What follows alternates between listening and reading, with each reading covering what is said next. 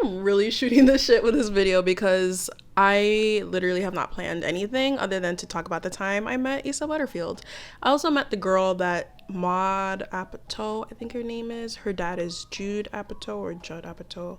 Sorry, don't know her name, but she's in Euphoria right now. And also Alex from Naked Brothers band. I know he was in like a movie recently, like called like Die or something. And then of course Nick Offerman from Parks and Rec. Hi, yes, hey, hello, it's Bora. Cue the intro. We're playing a gag. A gig. Right.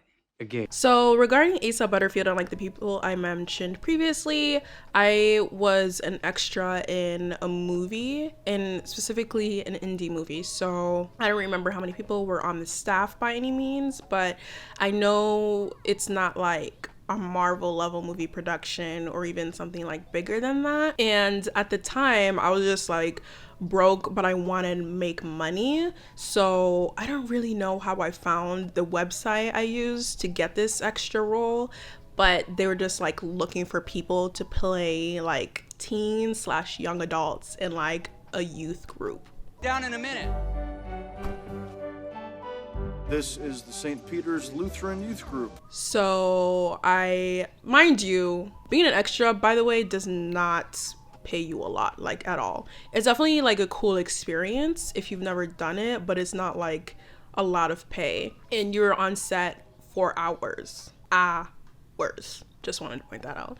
So we were playing like youth group kids, and we even had to like bring our own clothes. So the clothes that you see, I don't know if I'm gonna put a video or pictures, they're mine.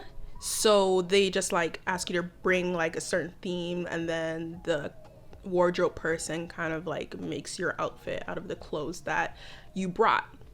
So we did that. We waited a lot most of the time. That's a lot of what movies are. It's a lot of waiting for whenever you're on call and like on set or whatever. So we did that, and we like filmed the bus scene, and there's another scene where we're like sitting down and like watching this video. Independently, the way Buckminster Fuller did. Every time man makes a new experiment, he always learns more. And it was really cool. Like, I was this close to Nick Offerman. It was very weird because this was again like back in 2017, 2018. Like I don't remember if Parks and Rec was done at that point or like it was like on its last season, but I remember being like, I just finished Parks and Rec. What? This is crazy. It was also very wild to see Nick Offerman without a mustache. Yeah, we again waited around a lot, and I don't remember what day exactly this happened, but like me and my friend were talking about anime, I believe, and I don't even remember if I think Asa is the one that like sat next to us. Like Alex and the other people didn't really interact with extras, but Asa did, and he like either pulled up next to us or overheard us and then like started talking to us, or honestly me specifically at that point. But for some reason we like were talking about anime and like the shows we watched, and I don't remember much of the conversation because again this was like back in 2017, but I do remember talking about Haikyuu, which like I still love Haikyuu so much. So I was like so happy that I could like bond with him over that because it was just so wild. I don't know what anime fans look like, but I guess I just didn't really perceive him as the type to watch anime. So we like had an in-depth conversation about Haikyuu, and we were just talking about like how passionate like the players in an anime can be, and like how like animation can convey that and stuff like that. I don't want to like get too much into the conversation because I don't want to like misquote myself or him, but I do distinctly remember talking about anime.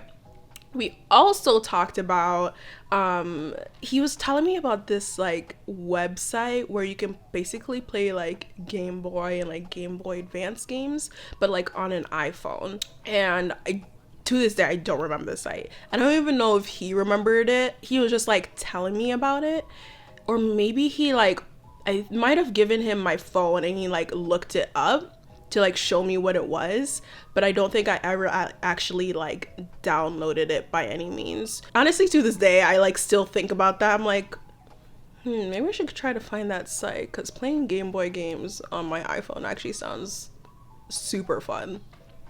But yeah, that was like the two main things I remember talking about with him, which is so wild because I completely forgot about this movie. I completely forgot like these interactions, and then I saw sex education like trending and people talking about Asa's character in particular and how he, like, his character like gets a bunch of girls and stuff like that. And like I was just like, I feel like I've talked to this dude before. And then like, just like, you know, when a memory unlocks and you're just like, oh my gosh, I literally forgot that happened. So yeah, that is pretty much what we talked about. He was just like, again, like I said earlier, he interacted with extras, and I don't remember the other people doing that really. I know Nick Offerman was always nice. Like, he would always kind of like say hello and stuff like that, especially like when we're in scenes together. But I don't really remember any interactions with, I think her name is Maude and Alex. Like, they didn't really talk to extras, which is like fine. I mean, that's not your job. You don't need to be overtly over nice to people you don't know, because like I don't really talk to strangers either. So like, and we're strangers. I mean, yeah, we're technically co-workers. Overall, I had a really good experience. Working on a movie includes long days, so that was a lot. But I mean, now I have this story to tell about the time I met Asa Butterfield. Change the world. You're so weird. Who's that girl?